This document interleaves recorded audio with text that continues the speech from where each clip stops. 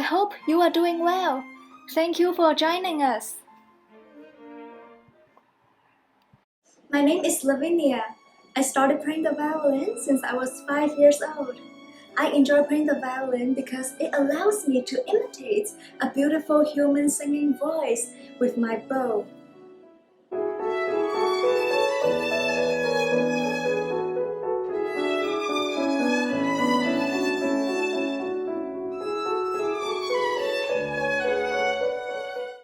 And I also love how I can play high pitches that most of the other instruments cannot do. I'm Jocelyn, and I'm a second-year cellist at UCLA. I began learning the cello when I was 10.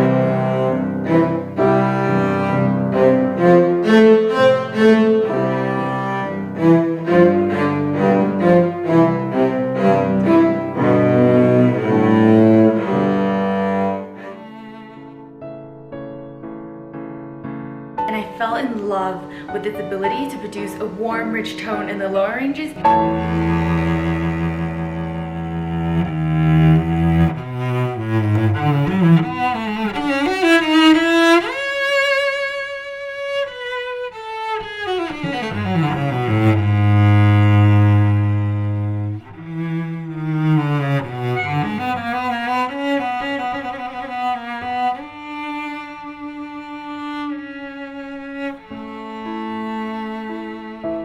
And sing a clear, beautiful melody in the higher ranges.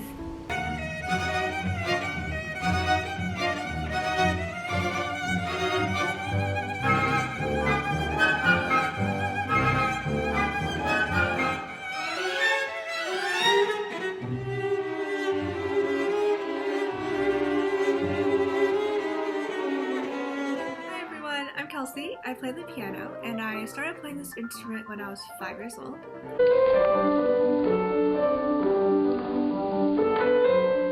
I love this instrument because I can play multiple voices and create conversation within my own instrument.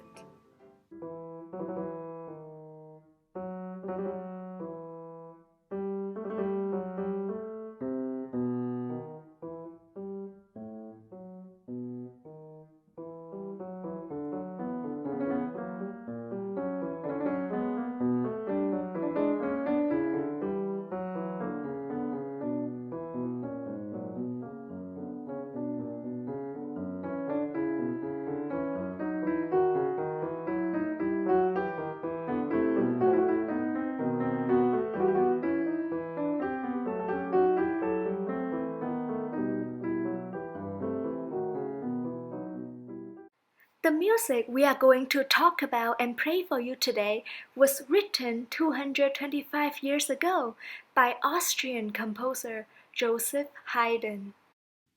When we pick up our instruments, we're like actors putting on a costume. We have to embody the characters given to us by the composer.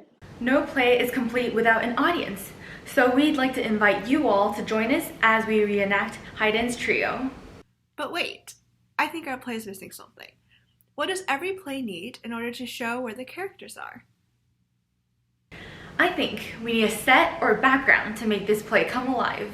If the Haydn Trio was a play, the opening scene is the melody we are about to play for you. Help us choose a scene. As you listen, I would like you to imagine what the scene might look like. Are you most likely able to visualize image A or image B?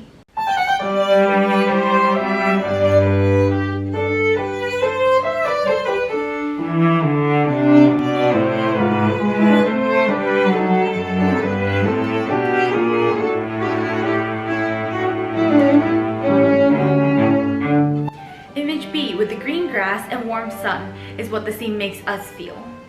The background fits the melody's warm and playful character that you can hear in the smooth legato bowing of the violin. Now that we have built the set, let's think about the actors and the characters we embody. How does Haydn's music transform three instruments into characters conversing in a play? Since this is a play, let's enter Haydn's mind. To write a play, we'll need different characters interacting with each other, or else we'll have no storyline.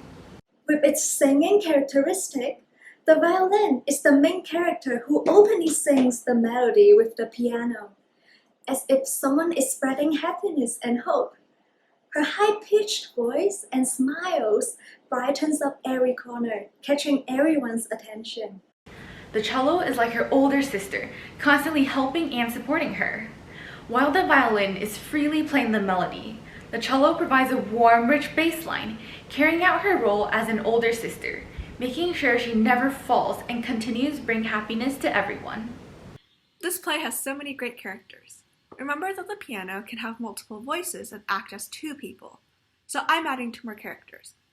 One person has a lower voice,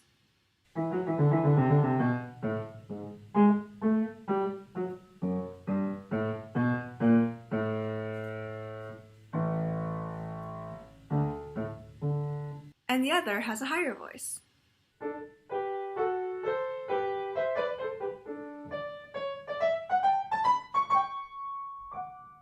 The person with the lower voice speaks with the cello and is also like a supportive friend. The higher voice speaks with the violin. They're both speaking the same sentence, and together both are very happy. Now let's move on to the next section. What different attitudes can Haydn give to the characters in his music? This next section seems to introduce a little difficulty into the plot, a little crisis. Perhaps you can hear the differences in the way the characters respond to this crisis. Maybe they become upset and even angry, or maybe they remain calm, positive, and sunny under pressure. Which do you hear in this next passage of music? And what's in the music give it that attitude?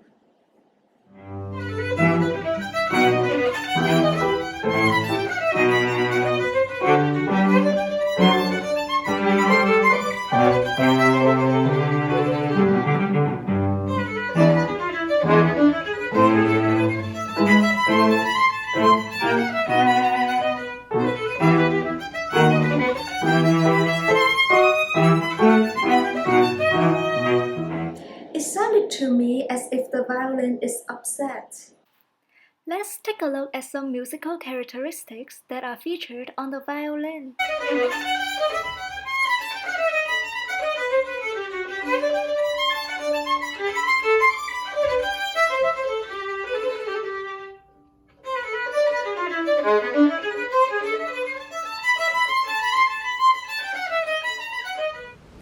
The cello and piano, on the other hand, sound like they're able to remain calm when faced with this crisis. This can be heard through the strong, steady chords that they play together. Now let's listen to the musical characteristics played in the cello and piano. The two main characteristics are that they play short, steady eighth note chords together, and that they are more articulated.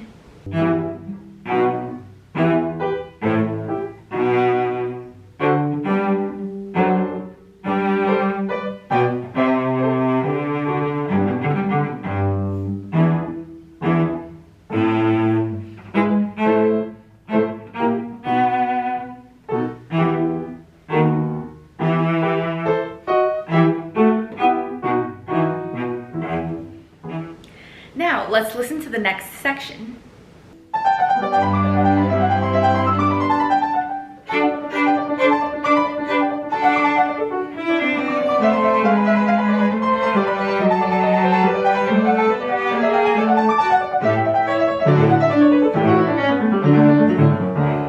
Now it's the supportive character speaking and responding to the main character.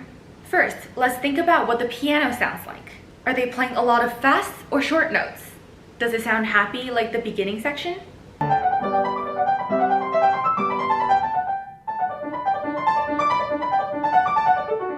The answer is that it sounds happy like the beginning.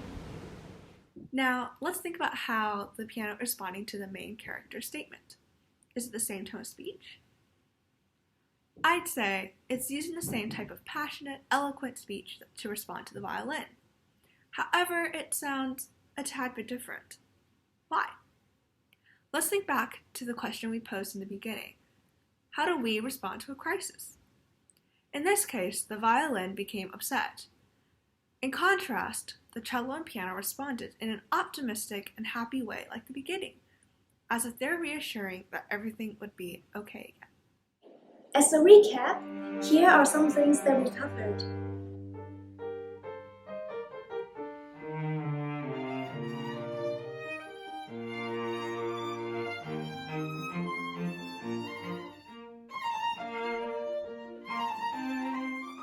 We are now going to play this whole piece for you. Make sure to listen for these conversations between these characters as they interact with each other throughout this play. As you listen, please think about how each instrument's tone changes through the conversation. I hope you will enjoy the Haydn trio as much as we do.